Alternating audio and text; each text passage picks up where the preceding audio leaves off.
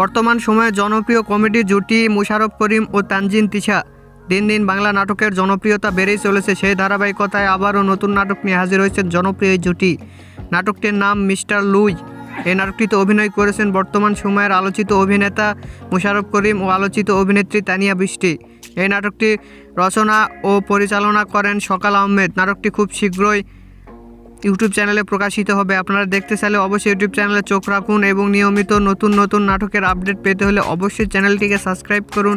পরবর্তী ভিডিওর জন্য অপেক্ষা করুন।